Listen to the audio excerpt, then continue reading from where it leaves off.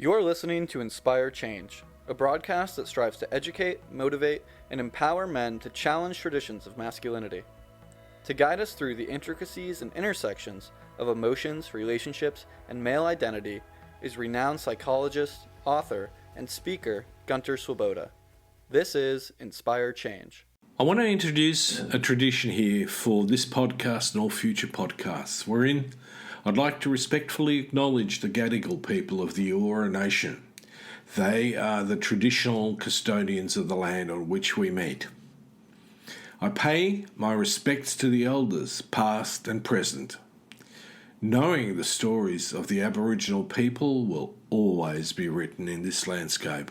Welcome everybody to another episode of Inspire Change. So I thought I'd take a little bit of a segue because someone alerted me to a very interesting posting on LinkedIn by a guy called Professor Scott Galloway. In fact, on his profile it says Clinical Professor of Marketing at NYU, Stern and Founder, Section 4. Now, being a psychologist, my idea of clinical means something possibly different. I'm not sure how you can be a clinical professor in marketing. Anyway, let's put that aside because his observations were really interesting, and that is to say that he talked about how boys and men are failing in our society. And, this is obviously something that's really critically important to me and the work that I'm doing both, in a clinical space, in a coaching space, but also philosophically and in my writing and in the projects that I'm working with, like Good Men, Making Good Men Great, and the books and the documentaries that go with that. And it was really fascinating reading the commentary to this. And quite rightly, I agree with Professor Galloway that, boys and men are struggling. Many of them are failing. But, one of the things that we've got to do is we've got to ask ourselves the question of what is, in fact, failing. Are they, failing academically? The answer to that, obviously, some are. Or are they failing socially? Are they not meeting social expectations, social norms in a way? And that can open up a really big discussion and debate. It's a bit like looking at, the picture and asking the question, is Russia winning the war in the Ukraine or is Ukraine winning the war against Russia? And, we've got to define more clearly what it is that we're talking about. And I'm not sure, certainly with the Russia-Ukraine issue, we can attribute winning to any of the sides that are involved. This is an ongoing war of which there has been as yet no definitive declaration of who's won and who's lost. And even then you've got to ask yourself, if we get to that point where someone puts their hand up and goes, yes, Ukraine has won or Russia has won, we've got to factor into what are the consequences of that win. And so in that same vein, one of the things that I'm arguing very clearly or putting on the table is that when we talk about men and boys as failing, how do we define that? Now, the way that Professor Galloway puts it is, quite straightforward in the sense that he's taking, like I have in Making Good Men Great, the statistics around men's lack of well-being physically and emotionally, psychologically. And, it is the canary in the mine, as it were, because they're not good. I'm not going to go into quoting them. You can all look that up on the internet and, get your various updates on how the statistics are changing. To me, this becomes a much deeper issue. And the first one is, fundamentally, like a lot of inquiry about what's going on philosophically. We have psychological and physical manifestations of the problem, but what's going on? And so one of the things I'm always amused with is that, obviously boys and men are failing because, they're spending too much time on video games and pornography. And don't get me wrong, I'm not arguing that's necessarily the best place to be. In fact, bit far away from the truth, really. But here comes the thing, if it's not video games and pornography, what is it? Right? If we stick with video games and pornography, then we say men have only been, failing to thrive in the last 25, maybe 30 years. Now, obviously, that is just not true. That's not accurate. We have seen men in crisis for eons. Unfortunately, some of us have been willing victims. We've bought into the autocracy and we've become compliant to the few, and we have allowed ourselves to become cannon fodder in fundamentally a struggle for power, prestige, status, when those ideas should be deeply, deeply questioned. And, if I really think about it, is I would raise the question about, do I really want to play the game? Okay. Now, the other one that often in this sort of context comes up is that, obviously feminism is to blame.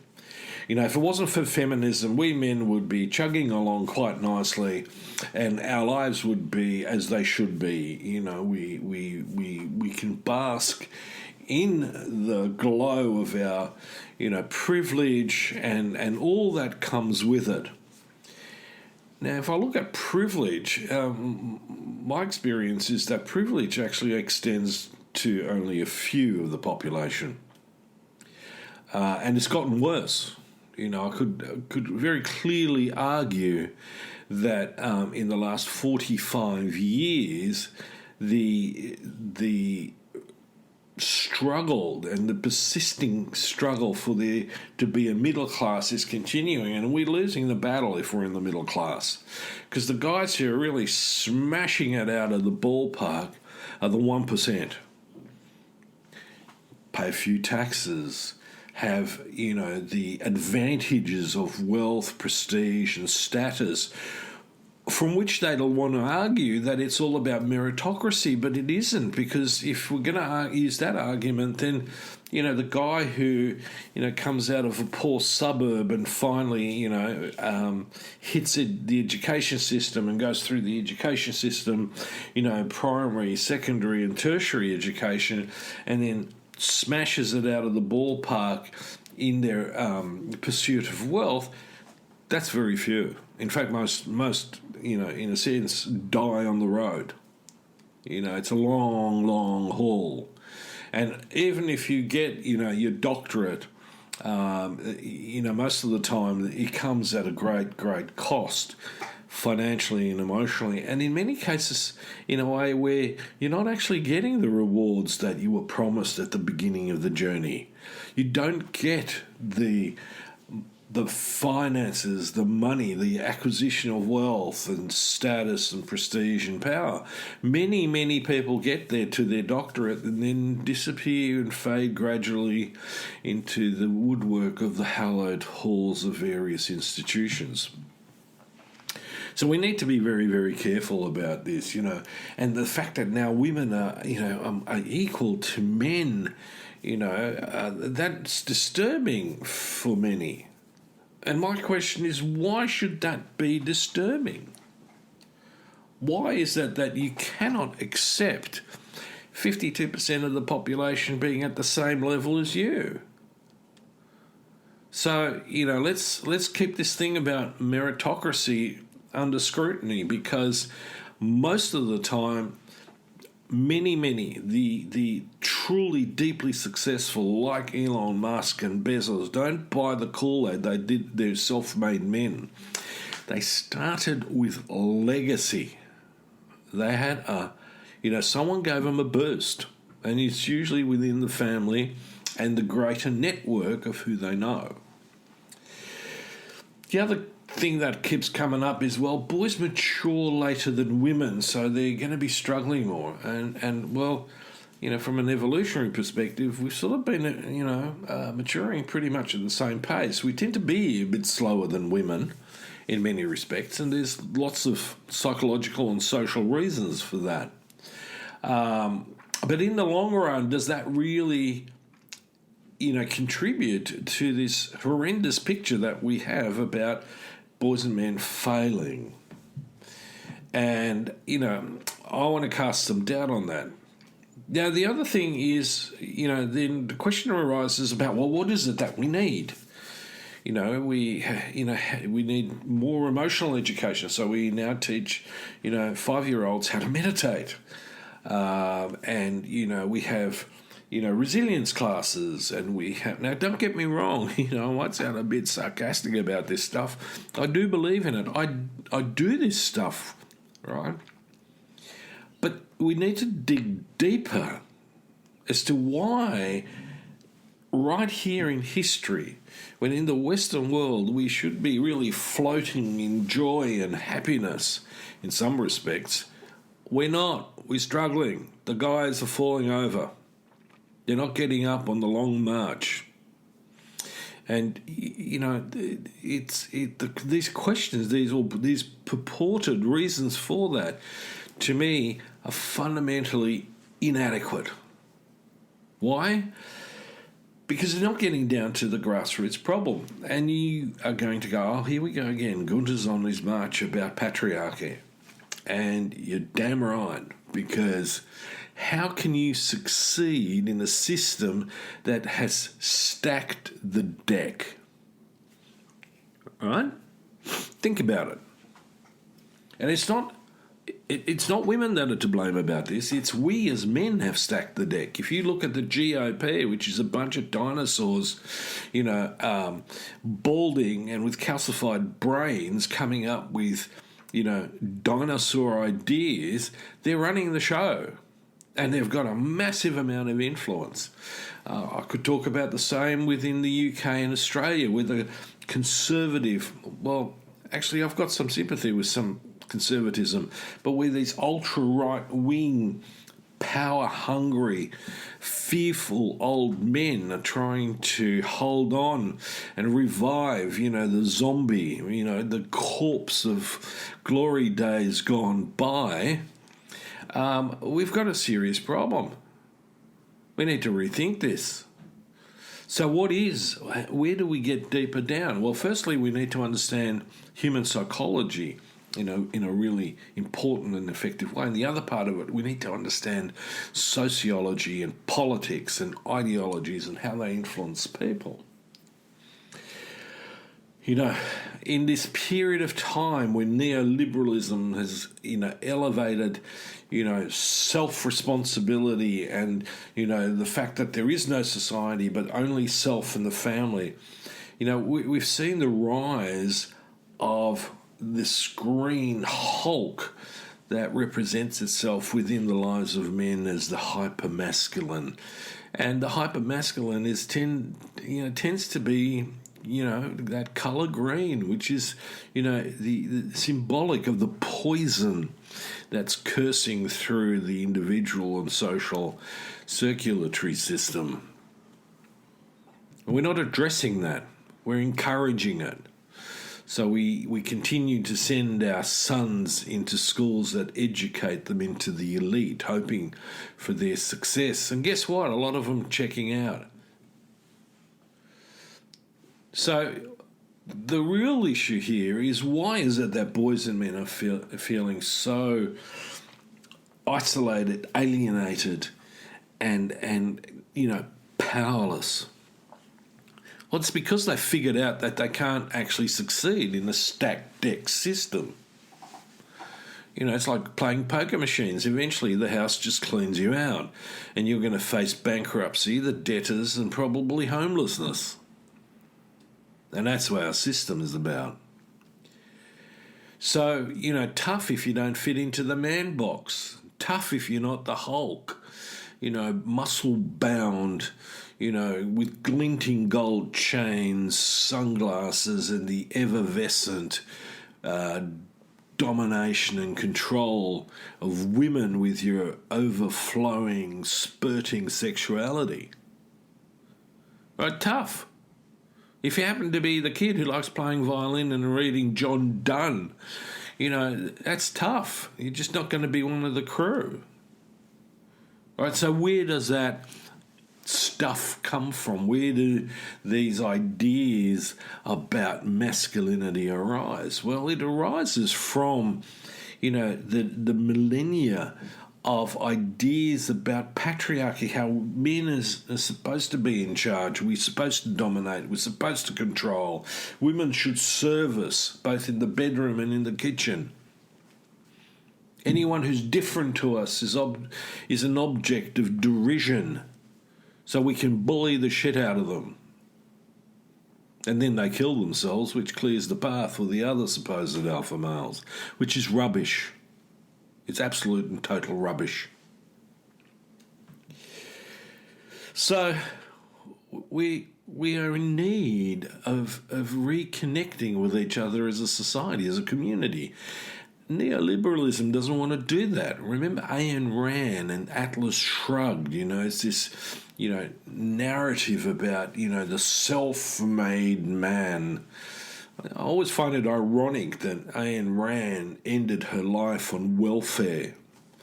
So she wasn't exactly the, poster child for the neoliberal success story. Right? Just not like that. So let me take it further. So we need connection in order to combat alienation. So one of the things that we need is we need to have much better connected adult relationships and relationships with our children, to care for them, to nurture them, be unconditional of them. If they want to be a tradie, that's good. If they want to play flute in the orchestra, that's okay too.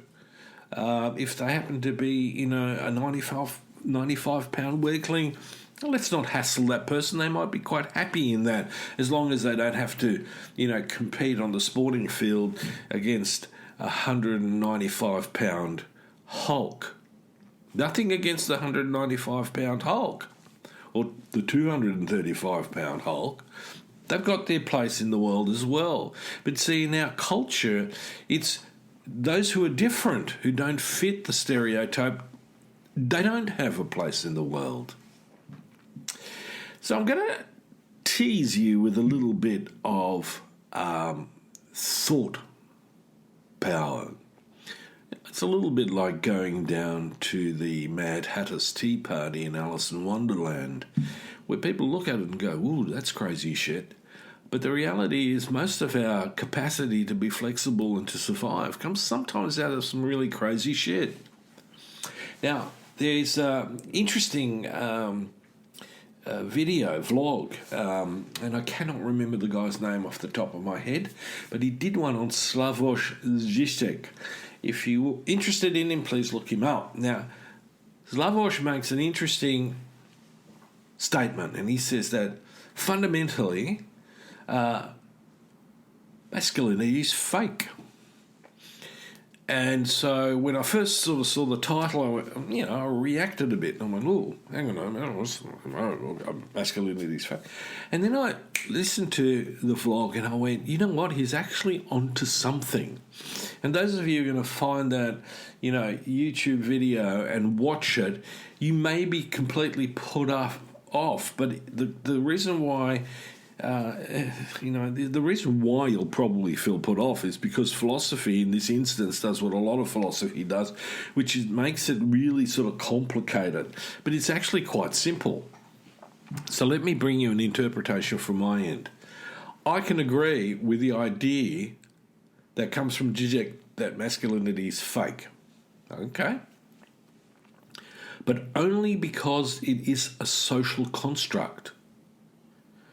In contrast, the penis, my penis, is a biological reality that comes with symbolic meanings. Unfortunately, that's where Zizek, Lacan, and Freud were playing around in an abstract garden of ideas, symbols, and meaning, which they tried to, put together with the biological reality. Now, ideas, symbols, and meanings are all social constructs. So, what does this organ mean fundamentally is already striding into the social landscape. The biological landscape is that it is what makes me male. Now, interestingly enough, this idea in itself gives me choices about my masculinity. It doesn't give me a lot of choice about my penis. I've still got that. The symbol, the meanings, and the stories about the penis allow me choices about how to relate to my penis and ultimately myself. Now, although I could and would want to argue strongly that I'm not my penis, but my penis is an extension of myself. And as such, myself takes priority in being over my penis. So on that little light note, I'm going to finish up. Some of you may chuckle at this, some of you may think, what utter nonsense. But remember, like the court jester, the jester's voice often is a sound reasoning, a sound observation of the absurdities of reality. Until next time, this is me signing off. Thank you for listening to Inspire Change, a broadcast that strives to educate, motivate, and empower men to challenge traditions of masculinity. For more information on the Making Good Men Great movement, or for individual or group coaching sessions with Gunter, visit makinggoodmengreat.com. For inquiries regarding broadcast topics or appearing on the show, email Miranda@noirtainment.com. That's Miranda at NOIRTAINMENT.com.